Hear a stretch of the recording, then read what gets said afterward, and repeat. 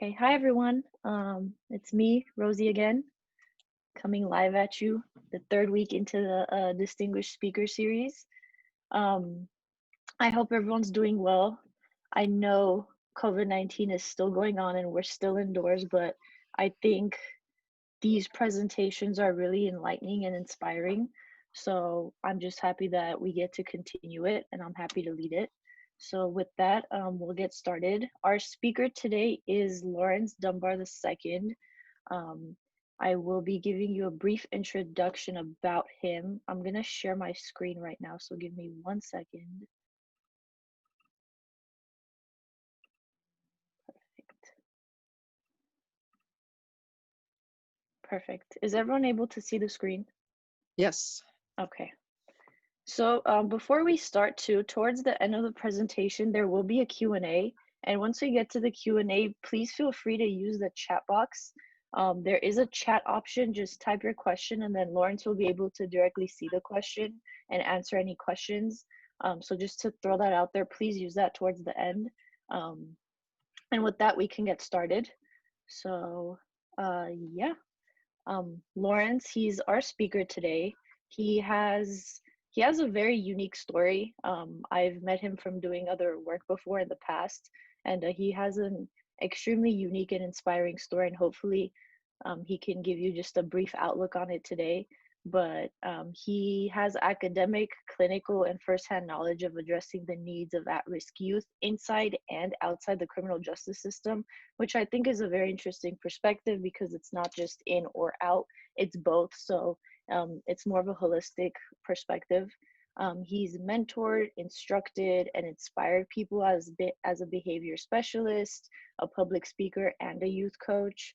He's completed his master's in social work at USC, along with a BS in business. And he's also gained leadership and management skills by working with various companies, professional groups, along with nonprofit organizations.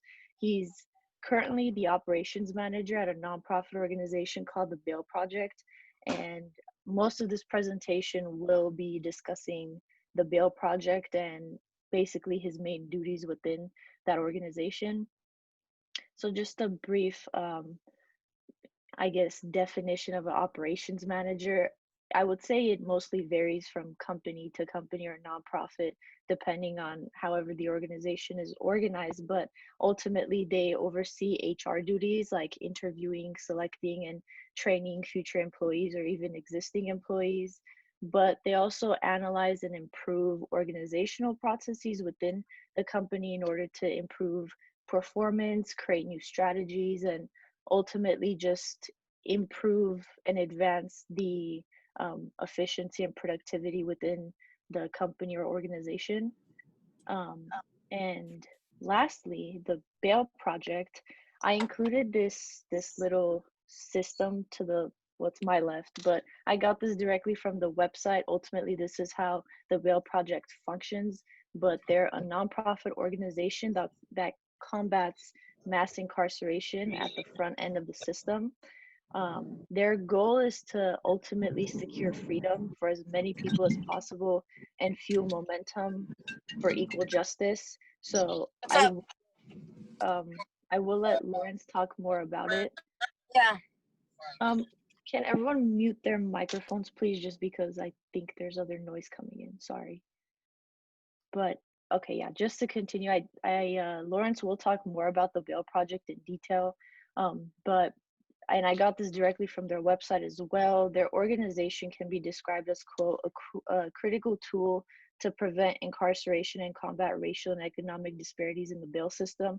So I definitely do think that this is a very exciting nonprofit organization. I think their work is vital. So I personally cannot wait to hear more about it.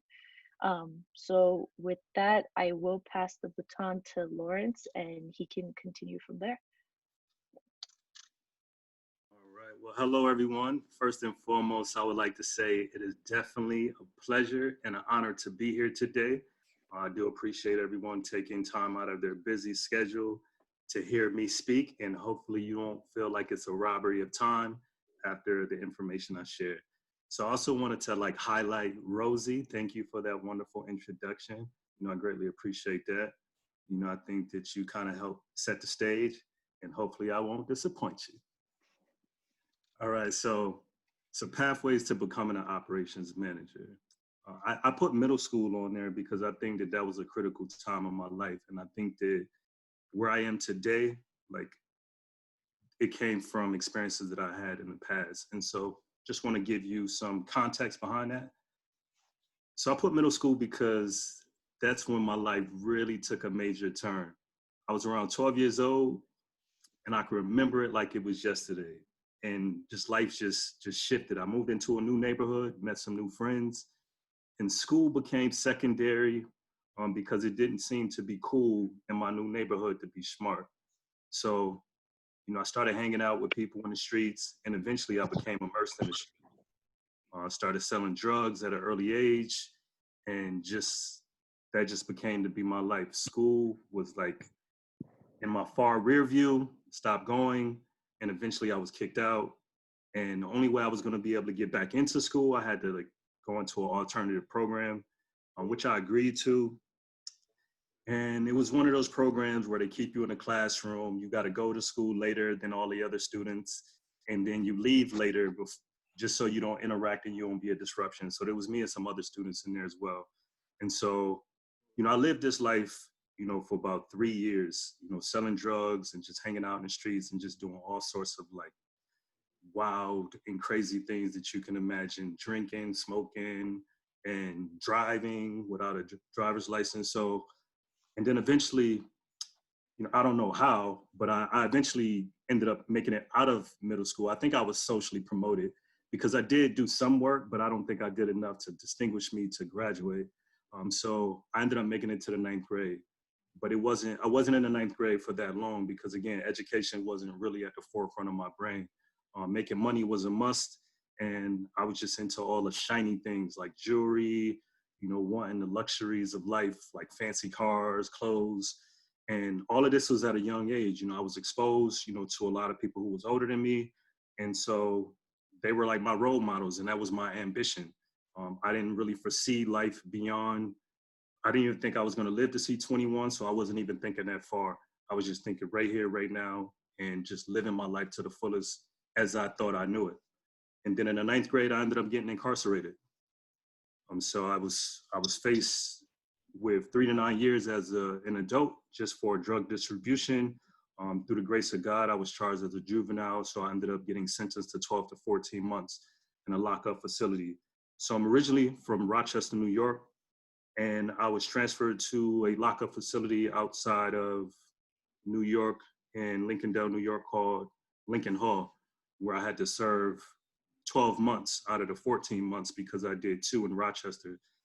And so it was at that time, where life took a turn again, because I had no aspirations on becoming some professional figure, just because I wasn't exposed to those things growing up. I didn't have anyone who was academically ambitious. I didn't know anyone who graduated. Well, maybe one person in my life who graduated from college, but they were like distant. But no one in my immediate family had graduated from college. No one in my neighborhood came from a single parent household. So it was just a lot of challenges. And so college was only a fantasy for me. And I didn't think that I was going to live to see that long. I mean, I didn't think I was going to live to see very long. So my scope of the world was very limited. So when I went to Lincoln Hall, I met some people who really believed in me. They saw something in me that I didn't really see in myself. And that's when my paradigm started to shift. I met a supervisor who was African American, and he used to just challenge me mentally, to challenge me to think that my world was bigger than my neighborhood. And I just never heard it put that in that way. And so as I think about it, I'm just getting a little emotional because I just think back to that time, like it was just a real critical time of my life. And so I met a social worker as well, and she was an African-American social worker. Now, I had never seen an African-American social worker in my life. And it wasn't the fact that she was just African-American, it was just like she just spoke to me in a way which resonated. And she encouraged me to speak to another student who was in the same facility I was in and just share my life story. So his life wouldn't go down the same path mine did. And it was at that moment, where I was like, this is what I want to do. I felt like indirectly and directly, I've damaged a lot of lives, not even knowing, the effect that I had like in the streets. And I had a lot of influence in the streets when I was young, that I wanted to be able to kind of make a change. And I wanted to not only inspire people, but just help people to kind of live a life that they desire outside of illegal activity. And so from that day, I had said that I wanted to become a social worker. And I continued my time, and I started to really self-reflect, just think about just years of just being in the streets and all the things that I've done and all the friends that I've lost. And I'm not talking about people that I know of. I'm talking about people that I grew up with that got killed at a young age, and people who got sentenced to double-digit numbers in prison, probably, who would never see the light of day. And this is all before I turned 15, because when I got incarcerated, it was a week before my 16th birthday.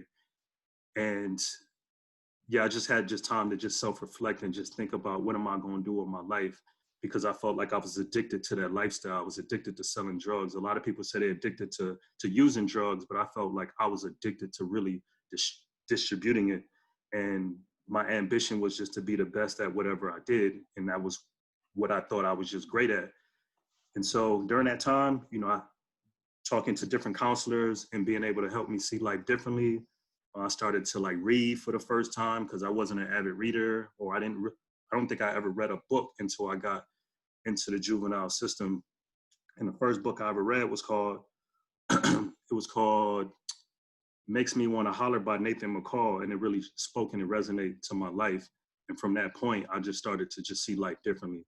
So I served my time, but while serving my time, I realized some other attributes that I had. I learned that I was very like athletic. Like I played ball or basketball in my neighborhood, even when I was in the streets, but I just really started to see how I was able to flourish academically and also athletically. So after I served my time, I was talking to my mom and I was looking to go back home. But in psychology, they say that when change needs to happen, you need to change people, place, and things.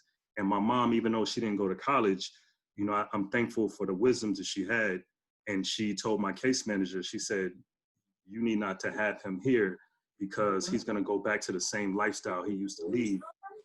And so she kind of organized that, because 3 days after I was released, I had crossed paths with a local, one of my local suppliers, and they had just showed me a bunch of money in a brown bag and just told me to call them when I was ready. And so my mom was just fearful that either I was going to throw my life away, by something I was going to do, not thinking thoroughly in the streets, or just get killed. And so she signed her rights over, and I became a ward of the court. And so I was in a group home, which I moved to like the suburbs of Rochester. And so this was a whole new environment for me. And it was a culture shock, because it was predominantly Caucasian. It was only a few chips in the cookie, meaning it was only a few African Americans that went to the school. And it was only like a small percentage of the Latinx community as well. And that's when that's when my academics really like started to shift, because I started to like gain more purpose in my life. And I started to self-reflect and think about all the things that I've been through, all the people that I've lost, people who looked up to me. And I felt as though I had a level of responsibility to represent for them, even if I didn't have enough inside for myself, because I felt like people expected me to fail just because of my upbringing, and I didn't want to prove them right. So I was real angry, when I was younger, and I just used that anger and all the pain that I felt as triumph to like, or propel me to move forward. And I turned pain into triumph. So when I started the school, I was embarrassed, because I used to get transported to the school in this big van. It used to beep when you back up. So, because being in a group home. And so I just worked very hard academically, and I just kind of buckled down. I missed a lot of school being in the streets, so there was a lot of gaps in my education. So I felt like I had to work like, normally I had to work 10 times as hard. I felt like I had to work 20 times as hard. And so I just kind of buckled down, because there was really nothing to do in the suburban area. And I just got into my academics. The first semester, it was me getting acclimated. So it was a bit of an adjustment, but every marking period after my first, I was on an honor roll. I also became a track star for the school because one day I was in gym class and a teacher saw me running and they was like, hey, you want to join the track team? And I'm like, I don't really know about that. But then eventually I was like, why not? And it was great. It was great for me to be able to meet new people and to become connected to the school. So that was like my high school experience. And then I eventually graduated. Um, I eventually graduated from that high school. And that was my first introduction to diversity because I grew up in an urban environment where it was predominantly, I guess, Black and brown or African American or people from the Latinx community. And so it was just different being around so many different people from different ethnicities outside of the Latinx and the African American community. So it was a great eye opener. I graduated, and again, I had some gaps in my education, like I mentioned. So I had to take a different route than most people did because people at this high school, they were planning to go to like MIT, some of them to like Ivy League schools, and just very well established schools. And I felt like I needed to do additional work because of a lot of gaps that I had. So instead of me going right into college, I went to a college prep program just to prepare me because I needed to strengthen my math and my English. Because when I was a senior, I was taking freshman math. And I had to put my pride aside because, I was in a class with people and they were like, you a senior, why are you in a freshman math class? But it was bigger than that because I felt as though I had to think back to my neighborhood and like all the people who didn't have the opportunity that I did to make this change in life. And so regardless of all the chatter, I just had to shut the noise out. And it was challenging, but I just had to persevere and push forward. So, I did well. It was like a trigonometry class. And I graduated, went to this college prep program for like a year, and then I went into a community college. It was at the community college. I didn't know what I wanted to do. Well, I did know what I wanted to do. I thought I wanted to become a social worker because when I was in a facility, that was what was introduced to me. It wasn't projected onto me, but then that experience really like spoke to me to say, this is what I want to do. The way how she helped me, I want to help other people. But then I met a social worker and I became discouraged by one of the conversations when I entered community college. The social worker at the time told me that you're not going to make any money being a social worker. And it wasn't like I was just driven by money, but I just thought, I grew up with the mindset that if you are the makeup of a man, and if that's what you identify as, you have to be a provider. And I'm like, if I can't make any money, how one day would I be able to provide for a family? So I just got really discouraged and I didn't really know what I wanted to do, but I just knew college had to be the outlet because it was either that or the streets. And I just made a conscious decision that I wouldn't go back to the streets and it was time to change. And when I was in school, I just worked hard because, I'm very competitive, or I guess, I won't say competitive, but I'm just very ambitious. And I don't think that changed from when I was in the streets. It was just a matter of, I didn't know what I was going to study, but I just knew whatever classes that I did take, I was going to give it my all. And I used a lot of skills that I learned in the street to like learn how to hustle, how to connect and strategize, because this was unfamiliar territory. Like I didn't know who to go to. No one in my family had make it to this level of college. So what I started to do was connect the dots like I was distributing drugs. I found out who was the smartest people in my class. I formed study groups. And I'm saying I was just maximizing relationships. And a lot of this I had to kind of figure it out on my own because I didn't really have any guidance. And so it was fearful. However, but it was just, even though I had fear, I couldn't let it just stop me from moving forward. So I was in community college for 2 years. I buckled down. I didn't just decide a major. One major that did speak to me at the time was communications because I took a in crisis class, and I also took a public speaking class, and I really like fell in love with it. So I was like thinking that once I finished my associates, I'll go on after that. So I graduated in 2 years with a liberal arts degree, and I transferred to an undergrad. I transferred to a university called SUNY Brockport, which stands for State University of New York, Brockport. And I was still undeclared. Now I'm in college at this university, and it kind of reminded me of my high school. It was very diverse. There wasn't a lot of African Americans or people from the Latinx community. So it was an adjustment, but I'm thankful for my high school experience because I felt like it helped prepare me for that moment. So while I was at school, I was just lost because I didn't never think that I was going to make it to college. And here it is, I'm actually here. It's like, what do I do now? And so I'm asking professors, like, what do you think I should study? What do you think I should do with my life? And they don't really know me, however, but I didn't really have anyone to go through. And I was like, I felt like even though I was in school and this was an exciting time, I kind of fell into a little bit of depression because I felt like I didn't really know my way. And so I was talking to my mom one day, and even though she didn't go to school, she was like, son, I think maybe you should probably explore a therapist. And I was like, therapist is only for crazy people, Ma. And she was like, no, just give it a shot. And so I felt like I just exhausted all my possible options because I couldn't talk to my friends in the streets because they couldn't relate. And then I wanted to distance myself from some of them because the lifestyle that they was living was going to pull me in a different direction. So I eventually like opened up to a therapist, and just to have someone to talk to bounce off ideas, because I didn't feel like I belonged in this environment because it was just like uncharted territory. And I was like, I felt like I was in the middle. I didn't belong in the streets anymore. In this academic environment, I felt like I didn't have a lot of guidance. So the therapist, helped me. I was at SUNY Brockport for a year. I eventually chose a major business, not just because I loved business. It was just because when I thought about communication, I talked myself out of it. And I was like, what would I do with a communications degree? I don't really know. But then I bought into the idea, everything encompassed business. So let me study business. And I do like the information and I like to do business. But a lot of the classes were kind of boring. So I did stay with that for a year. And then eventually I transferred to a different school, which is Morgan State University in Baltimore, Maryland.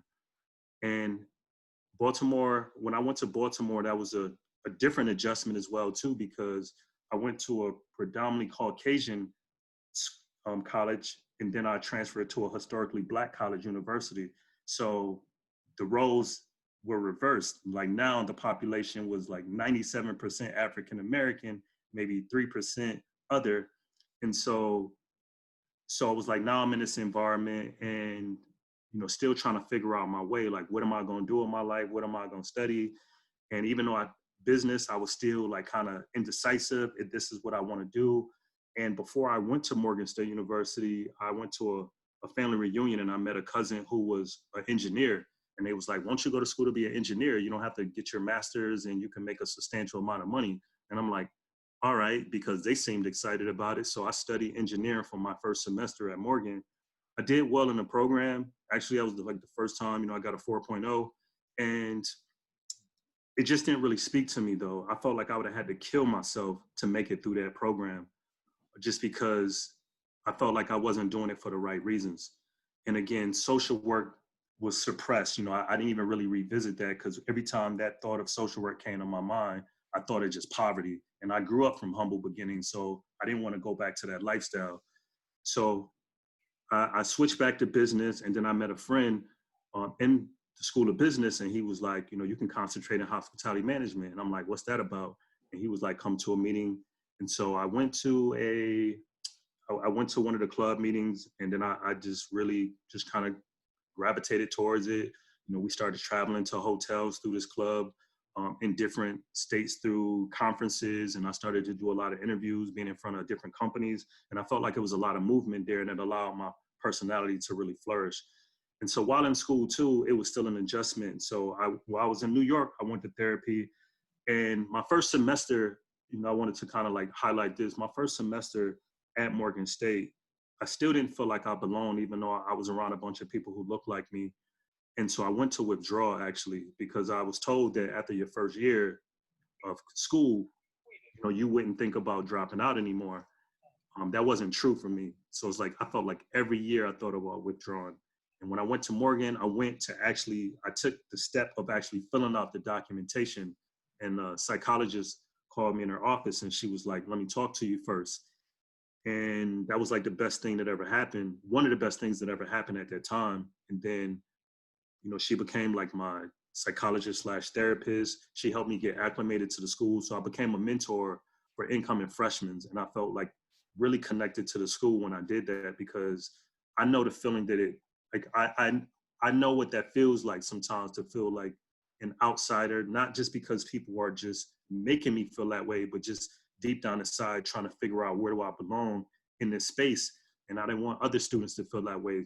as well. So I just kind of like really kind of helped them to see what they were interested in and kind of help guide them through that process. So I did this as well as I was a service chairperson in college. What that means is I kind of help organize community events for students that needed internship experiences. I organize for them to feed the homeless, just to be able to interact in the community, just to be able to kind of provide of hope for just especially for like inner city kids who probably never thought that college is something that's real for them because of looking at their current circumstances.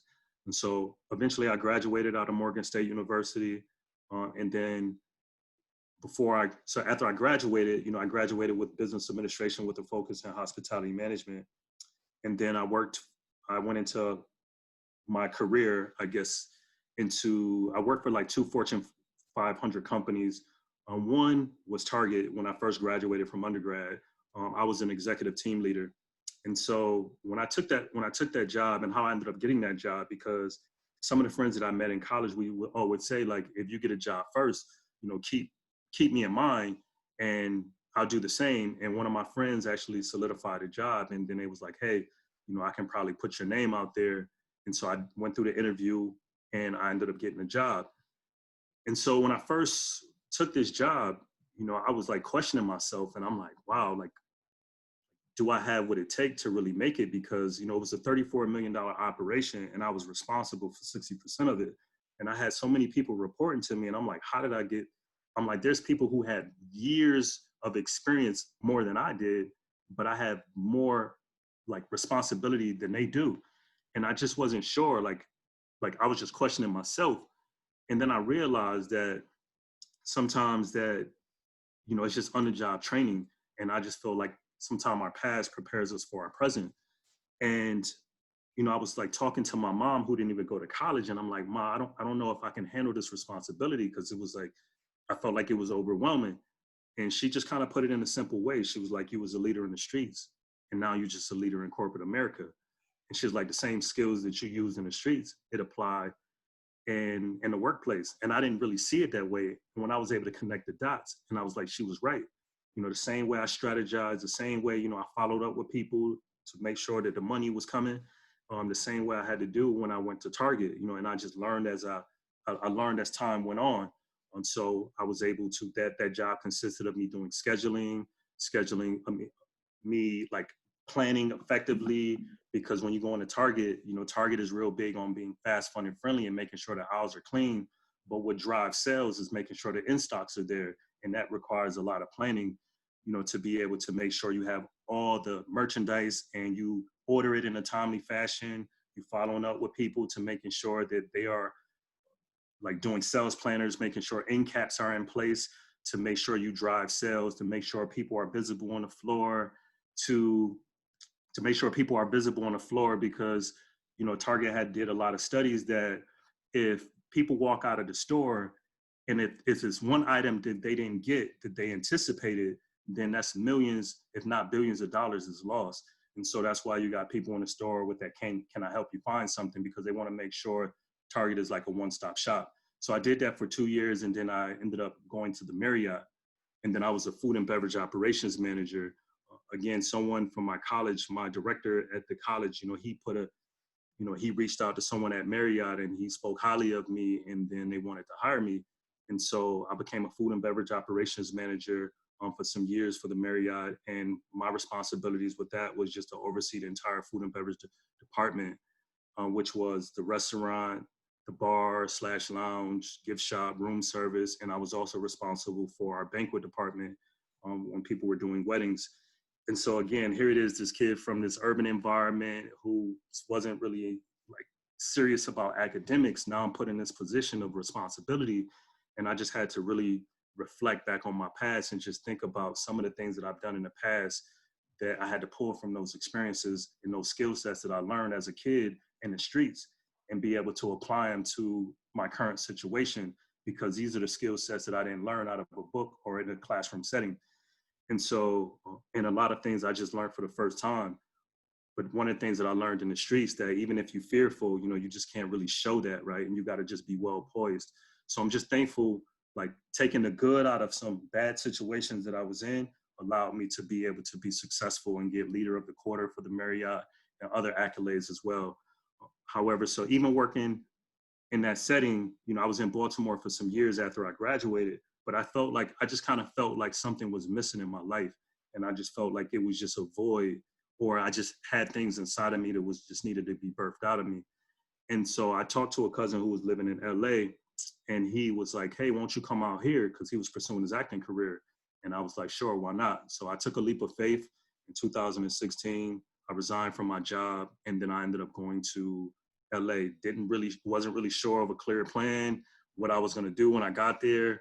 However, I just know that there was more to me than what I was becoming. I had a pretty decent job. I made decent money, but I just felt like it just really wasn't enough. I didn't feel fulfilled, so I just needed to do more. So I moved out there, and I ended up getting a job, working as an independent contractor, working with youth. And this was a life changer for me. And when I was working with youth one-on-one who had some behavioral issues, and I would go to group homes throughout LA, just work with kids to kind of help shift that. And so I just took management and leadership skills that I had, also with some relatability skills of being like in the streets and being younger. And I just kind of like put it all together, and I presented it to the youth, and I was able to connect to them in a way that, some other people were not. And so kids who had extreme behavioral issues, who were probably going to be locked up in a more secure facility, I was able to help turn that around. But this one particular instance, that I was working with this one youth for like 5 months, and I saw from where he started and where he started to transition. And I went to a meeting one day, I was invited, and they were like, hey, Lawrence, do you want to be able to advocate for this youth? And I was like, sure. And I just felt like the youth didn't really have a clear chance. And I just felt as though that like actions from the past, people were defining that person's character by some decisions that they made a long time ago. And it really didn't sit well with me. And so I was talking to some friends, and I'm like, I have to do something different about this. So I'm just getting a little emotional thinking about that. And so that what triggered me to like really think about continuing my education, because I realized people were hearing me, but they wasn't listening because I didn't really have credentials. I didn't have the letters behind my name. And so I said, I want to find what was the best school around. And I seen USC everywhere I would go. Like I'm talking about in neighborhoods, I would see it on clothing, because I'm not from California. So, I felt like a lot of people grew up and wanting to go to USC as a kid, but it really spoke to me when I was in California, because I felt like USC was like Harvard in California. And I was like, if that's the best school, that's where I need to be. And because of my motivation, and I was driven working with these kids and wanting to advocate for them, that I didn't think I was going to go back to school, but I was like, you know what, it's bigger than me. So I applied the day before the deadline, got into USC, and the rest was history. And so I was nervous, because going to this private institution, that's like world renowned, and, so many people know about it. And it's just like the expectation was just great. And so once I pushed past my fears, I did extremely well academically, and I just had to pull back again on my past and just think like, I've been here before. I've been in situations where I probably questioned myself, and I was able to push past my fear. I could do it again. So I ended up finding out where the resources were to help me in areas where I felt like I was going to struggle, like for the writing lab. And I maximized all possible resources. I talked to professors. I was meeting them in their office hours, and it worked out for me. And my first internship, which was PESA, so because the school, I expressed my interest in what they, in what I was interested in, and I was privileged to be able to be assigned to PESA, and then I was a clinical intern, and then I loved it. I loved it for the fact that it was new, because I wasn't a stranger of like helping to build something from the ground up, because I felt like I've done that my entire life. Things had never been pretty for me, so I was just always thrown into a situation, and it's either sink or swim, and failure has never been an option.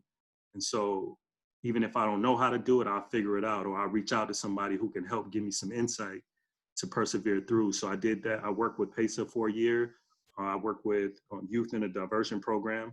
And I loved it. And I just seen a transformation in the people that I work with. I was able to also work with adults with PESA as well too. So I was able to take book knowledge, personal experience, and I was able to just kind of apply that in a therapeutic setting. And it really spoke to me. My second year of my internship, I worked for LAUSD, and they call it a PSA, which is Pupil Services and Attendance Counselor. And I work with youth that they were deficient in their classes or credit deficient. So people who weren't, I guess, on pace to graduate, I was working with them individually and as a group to help them to get on pace, whether we had to organize like night school for them to be able to get their credits. So I did that throughout my 2 years at USC. I graduated eventually last May with honors, which I'm thankful for.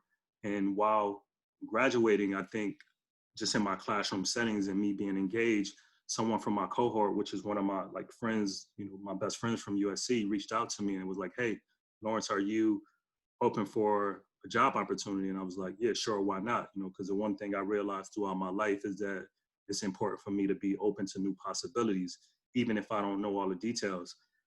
And so she forwarded my resume, and while I was at USC, I took a film class and I did a documentary on my life, and it's like a 10-minute documentary which is on YouTube called The Redemption. It's called A Blessing in Disguise: The Redemption of Lawrence C. Dunbar II. And she was one of my cinematographers for that. And so I think she became to know me in a different way. And I think that she really just like wanted to assist me as well too. So she reached out to her dad, who's an attorney. He's an influential attorney in Chicago who knew my CEO or who had met my CEO of my organization. She forwarded my resume and my documentary to her dad, who then sent it to my CEO. And my CEO reached out to me, and we set up a Zoom meeting, and then a 30-minute meeting led to me going into another interview, which landed me this job at the Bell Project. And so my title at the Bell Project is Operations Manager. And the one thing I will say, and I just want to kind of highlight that becoming an operations manager, or any career for that matter, like there's more than one path to get there. And I just want to just emphasize that, because you don't have to have the lifestyle that I had to get to where I am, and I just think it's just embracing whatever path that you're on and just really just choosing something that speaks to you. But my duties at the Bell Project, or being an operations manager, is managing a day-to-day operation. I manage remotely, so I manage the West Coast sites. And the West Coast sites consist of Phoenix, Arizona. We have a site in Phoenix, Arizona, Spokane, Washington, and we have 2 sites in Los Angeles, one in Compton and one in Van Nuys. And so we're looking to expand in LA as well. And other responsibilities I have too is just when I said manage the day-to-day operations, part of the Bell Project, our motto is making sure we provide community support with release. And so the Bell Project, we provide direct services like court reminders and transportation. Like we have a relationship with Lyft. So we post bail, which you saw the diagram earlier for those who were here, but the Bell Project is a revolving bail fund. So we put up money for individuals who can't afford it. And we like to restore the presumption of innocence, and we like to restore families, because we know that people shouldn't just sit in jail because they can't afford it. And there's a lot of research to show that, when you post bail for people, or the fact that bail is in existence, it could be viewed as wealth disparity. And we wanted to just kind of really just kind of challenge that motto, because there's a lot of people who plead guilty to charges because they've been accused and they just sitting in jail and they don't have money to get out. And so one of the fastest ways to get out is to take a plea. And then that becomes to be a compounding issue that they have to face, because like now that they're out in the community, now they have a record trying to get a job. And unfortunately, people are very discriminative of hiring people sometime who might have lived experience. And so at the Bell Project, we want to be able to provide hope in that way. So some of my job entails too participating in training, coordinating with local stakeholders. Like I work with a lot of attorneys, judges, prosecutors, whether it's specifically district attorneys, people like sheriffs, to be able to kind of coordinating a process that can work for the clients that we serve, you know, like whether it be a synchronized time from the jail, if we post them bail, can they be released at a certain time, to making sure that people are getting the services that they need within the jail, to see how we can be in support of that. And I participate in quarterly reviews just to see how the sites are doing, managing on our finances in terms of, are we allocating our resources effectively? And I conduct interviews to help hire people for the Bell Project. So there's a number of things that falls under the operations manager umbrella. But the thing that I truly love the most about being an operations manager for the Bell Project, because this is something that I've never experienced before, working at an organization that's very innovative in our approach. We have like 21 jurisdictions throughout the country because we're a national nonprofit organization. And I work with some of the most brilliant individuals, those who attended Ivy League, those who didn't attend Ivy League, those who didn't even go to college, and those who have lived experience and some who don't have lived experience. And I just love the fact that we really embrace like people from all different walks of life, you know, from a diversity standpoint, from ethnicity to gender identity. And to me, that just means a lot. And I can really say that I really love like just the unity that we have, you know, at our organization, because everyone's coming from a different place. However, but we're really focusing on this one agenda, is to help people like in impoverished neighborhoods to be able to restore their freedom and one day help to eliminate cash bail. So I know I've been talking for a long time, and I want to kind of open up the floor and just say, I didn't even think I mentioned what I studied at USC, so I apologize. So I studied social work at USC, and I focus on children, youth, and family. And the Bell Project allows me to, because I thought I was just going to go into like therapy after school, but the Bell Project, working at the Bell Project allowed me to utilize like all of my skill sets, rather than my clinical, my managerial skills, also my leadership skills, and yeah, just skill sets that I learned throughout life. And I just wanted to just say, before we open it up for questions, that especially for like youth or people that's in high school or you're in school, just know that like your past doesn't define your future. Whatever you've been through don't really speak to you. And no matter what you've done up until this point, you can make a change. You know, that I don't care what you did yesterday. Today is a new day, and you can make a choice that your day can be better today than it was yesterday. And I'm a living example of that. So just want to open it up for questions.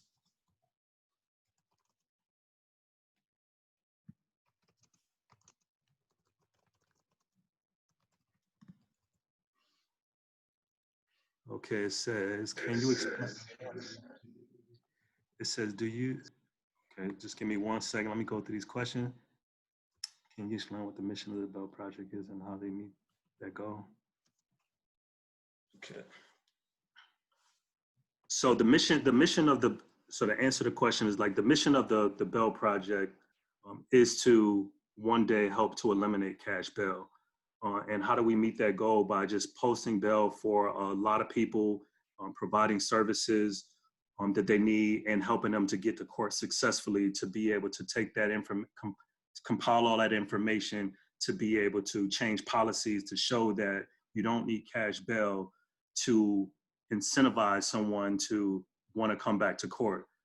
We just show, and our model shows that if you just provide the right level of support with people, whether it's transportation, whether it's substance use disorder, mental health treatment, then people can successfully get back to court, and they don't need cash bail to help them with that. And a lot of people who have cash bail, a lot of them can't afford it anyway, and we're one of many revolving bail funds out there just looking to kind of help mitigate that issue. So, and if that's not clear, please feel free to, if you would like me to dive a little further, if you don't feel like that was clear enough. Okay, and let me see, it says, and how do we meet our goal? So we meet our goal because the Bell Project is exactly what it is. It's just a project. You know, we're a startup organization. We don't plan to be around for a very long time. You know, our goal initially was like to be a 5-year project. into, initially we started out with a very ambitious goal of bailing out 100,000 people within 5 years. So we revitalized that strategy, and it's just like now, our goal was more so like 50,000 people.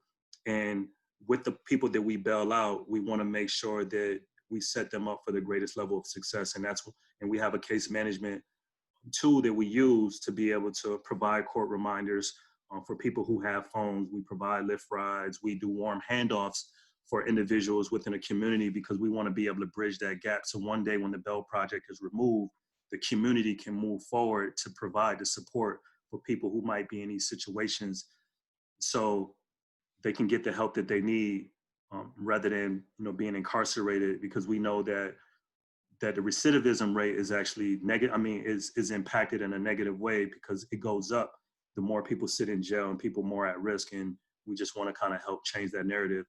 So it says in how they need to go. And so that's how we meet our goal, by just keeping track in our system, just gauging to see where the gaps are, just filling in those gaps, and working with like also local stakeholders to make sure we get the services that we need. Like, for an example, housing is a challenge in some of our jurisdictions, and we had some local stakeholders to work with the Bell Project to be able to kind of help to fulfill that need. And we just looking to kind of do that, duplicate that model throughout our organization. And our ultimate goal, like I said, is to step away from these communities and allow them to be much stronger before the Bell Project entered. And it says, do you see yourself at the Bell Project, or do you have other goals for yourself in the future? I see myself at the Bell Project right now. And again, foreseeing this mission and this project, that doesn't limit me from doing other work, because I also plan to while I'm working at the Bell Project, to get my license to become a licensed clinical social worker, because I do have my ASW number, and I just need to start working on my clinical hours. So I plan to do that. And being that the Bell Project is just a project, and we don't plan to be around long term, that even if I wanted to be with the Bell Project forever or until I retire, then that option is not available anyway. So I see myself getting my license, my clinical license, and I also see myself doing multimedia, podcasts, and also probably producing or directing my first movie within 5 years. And let me see what some other questions. Just want to say I'm happy you shared your story. Well, thank you for that, because I've literally been in crisis for the past month trying to figure out what. Thank you for sharing. Okay, love, vulnerability, Lawrence, inspire all. Okay, how does the Bell Project figure who they will and will not help? That's a great question. So we have a requirement at the Bell Project, and our requirements are, and it's just not limited to, and I just want to put this disclaimer out there, that the requirements that we have right now, like I said, it doesn't mean that it can't be amended. It's just what we have. Like, it's just a soft cap in terms of the bail amount that we work with, because we have posted bail. Like, our requirements right now is 5,000 or less is the individuals we post bail for. We post bail for individuals with no holds or warrants. And the reason why no holds or warrants, because we don't want people to have to sit in jail if we post bail for them and they can't be released. And people who agree to want to stay in contact with us, that we're not a bail bondsman. When we put up money for individuals, we don't expect anything in return. We just ask that they want to stay in contact with us so we can help support them through their court process by providing court reminders, providing transportation if they need it to court. And like I said, we have Lyft rides, we provide bus tokens. And that 5,000 or less, it's a soft cap. In situations, there are always exceptions to the rule. We posted bail for more people, 10,000, even beyond 10,000. We just have to look at the nature of the case and really just kind of like, just look at the case and holistically, and just see if we can really support this client upon release. And if we can, then there's a possibility we can move forward and post bail for individuals above 5,000, but our just soft cap is 5,000 or less. And how we ended up getting potential clients, because we have a pretty good relationship with public defenders. They refer clients to us in our local jurisdictions, and people from the community as well too. People can go to our website if they have loved ones that they need assistance with posting bells. So then they fill out a form online in whatever jurisdiction that they live in, and that goes to the specific site um, in that jurisdiction.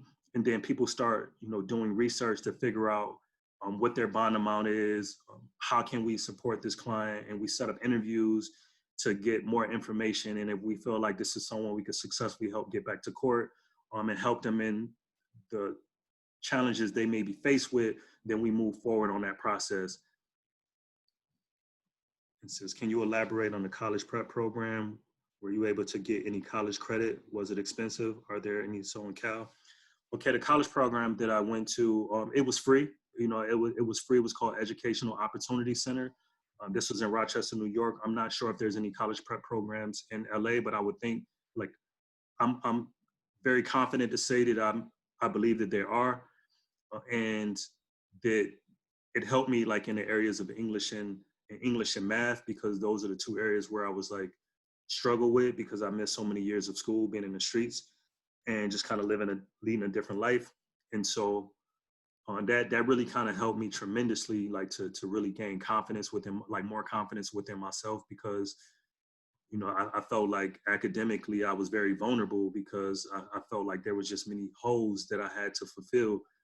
But again, I didn't let that stop me. And if someone under the sound of my voice is going to a similar situation, I encourage you to don't let that stop you. You can reach out to me personally. I'll provide assistance, where I can, because I don't believe no one should be left behind. And like, even if you don't come from an affluent background, that don't mean that you can't be in a fluent situation. Many people that I work with now, they come from different financial backgrounds. And although they come from different backgrounds, we all at the same place right now. We work at the same organization, in the same place. Mine started out rough, and everyone have their own struggles. I don't want to like dismiss anyone or anyone's experience, but everyone's struggle, like it is a struggle. So I just want to put that out there for whoever asked the college prep question. And so I'm open for any questions. If you want to come off mute or whatever, if it makes it easier, please feel free, to ask me any questions if you want me to elaborate or anything. So just let me know. Lawrence, there are two questions that I don't think you got to. There was one from David that says, what resources do you recommend for managing the startup? Let me see, hold on. So the resources that I would recommend for managing a startup is, well, I wasn't part of the startup process, but the information I could share is like, I think start thinking about a team. Start like first and foremost, it starts with the vision. And I think of thinking about like, what is it that you really want to do? See, it's a new method. Thinking about what you really want to do, and what services you want to provide, and start researching, I think, what that would entail. I wouldn't let money be a hindrance to that, because I think that there's a lot of people with a lot of money who are willing to dispose a lot of income. They just need to know where to allocate that income. And so I would start, first think about the vision, think about what services you want to provide, and then start thinking about, having a team, because not one person can do it all by themselves. And then from that team, then I would start thinking about how can you go about like getting money to implement this vision, whether it be like, I don't know, buy like little resources to start, like maybe you might start like outside of a house, because it just depends on how much money that you have to begin with. And I think you just build off of that. And I just think as you go, you'll start figuring out like other resources you may need, other people you may need to pull in. But I just say like the key that I would say to anything is just, it's relationship building. And what you don't know, somebody else may. And I would just think to like, just start reaching out to people and asking questions. And you could do research in that way too. It doesn't always have to be just through Google or through a book. You could just start sitting down with people who may have already like created a startup, and then see what the steps that they took from the start to finish. Because again, I've never started the Bell. I wasn't during the beginning of the startup of the Bell Project, but I just know that starting with anything, it's the planning piece first, like that comes with the vision, really mapping out what is it that you want to do, how you want to do it, when you like, and just figuring out your goals. You don't have it all, you don't have to have it all figured out up front, but I just think that that is the starting point. And then I would just like to offer to share that with someone that you trust to kind of brainstorm with, and then you start to build it and it will start to nurture from there.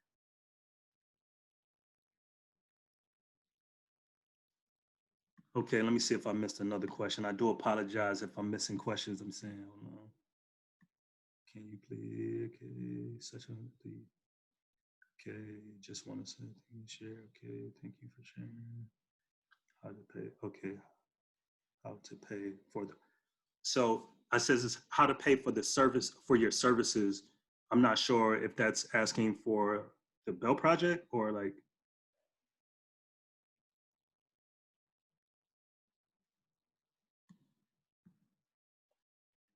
Yeah, I believe the question is how do clients pay for the Bail Project services? Okay, so and I do apologize, for not understanding that. So clients do not pay for the Bell Project services. All this is free to them. So we put up the money free of charge. We, if they meet our requirements, we look to post bail for them if we feel confident that we can support them through their court proceedings and getting them to and from court. So they don't pay anything. All we just ask is they stay in contact with us throughout the process, just so we can help them through the process. What resources? Okay. Can you elaborate on? Okay. It says, how do clients pay? Okay. You mentioned that changing your environment is a way to break bad. Are there any other suggestions you have to help change harmful behavior? I guess it depends on like when the question was saying harmful behavior, like because that can mean like a number of things. But I would say that like harmful behavior, I would say peer leadership. I mean like peer mentorship. I think having someone that you can really like talk to kind of help guide you through that process, because even from a therapeutic standpoint, I don't believe it's the therapist's job, or a therapist should be giving people answers. I truly believe that the answers are inside of people, and people just sometimes need help to extract that out of them. And so when people have harmful behavior, it's just being able to kind of meet them where they are and just listen to see what they need and not project your needs onto them, and see how you can pull in resources to kind of help them through. If it's somebody struggling academically and figuring out like where the struggle's coming from, maybe that subject matter might not be their strength. Figuring out who can you partner them up with that can help them to be able to strengthen those skill sets. If it's someone who using drugs, figuring out harmful reduction processes and things like that, being able to kind of like have someone like therapy, or even having another like peer that who's come out of that situation, who if they speak to them, it probably can resonate because it's relatable. Okay, let me see. Do you think it's okay to take 1 or 2 year gaps between school work while things out? How long do you continue to follow up with people who have been from the Bell Project? So to take a gap, I think so to answer the question, do I think it's okay? Yeah, I think it's okay. People in Europe take gap years all the time. And I think that it has worked tremendously, for them, because I think that, I believe it's safe to say that you won't always have life figured out. I didn't have life figured out, and I'm still figuring it out, even at my current stage right now. I didn't know if you would have asked me 5 years ago, I was going to be where I'm at now. I just knew I didn't want to be where I was at that moment. And so I do believe it's important to allow yourself some time to figure it out. And I believe that sometimes we already know what it is that we want to pursue. Sometimes we just need time for that to really be able to like settle in. Because I started out pursuing social work as a kid. I deviated from it, and years later, I ended up getting my master's in social work. If you'd have told me then that I would have done that, like fast forwarding some years later, I couldn't see that picture at the time. So I do think gap years are important, and I think it's case by case basis. I think it's important to kind of get to know you and know that you live your life for you and not for other people. And if that's what's best for you and that you feel, then I think it's important to pursue that. So it says between school and work to figure, okay, how long would you continue to follow up? So we stay in contact with people. Like we help them through their court process. They still have our contact information. So people still reach out to us to kind of let us know their progress, where they at, to thank us. And we also have our communications team that get the stories of people who made it through the Bell Project. Who work with the Bell Project to share testimonials to be able to help inspire other people as well too. So to answer the question, like we help them through their court process, and then our services are like done to help them through their court case. However, but we don't cut off communication with them. So, we still periodically keep in contact with some of the clients that we work with. It says, for how long do you continue to follow up people? Okay. So I don't know if I missed any questions. Rosie, you could possibly help me out if I did. No, you didn't miss any questions. I think we can wrap up now. We want to be respectful of your time and thank you for taking time out of your day and coming to speak with us. I think on behalf of everyone, we can all say that you truly are an inspiration, and we thank you for sharing your story with us. And yeah, I would say that to wrap up. And just another point too, for everyone who's still here, thank you for being here, for giving Lawrence your time. And Araxia and I, and she's our executive, our youth coordinator, we've developed a survey that's going to be going out after this presentation. So please fill out that survey and let us know how we can improve on our end. And besides that, thank you again, Lawrence, and I hope everyone has a great day. Stay healthy. Yeah. Thank you. Thank you, Rosie. Great job. Thank you. So yeah.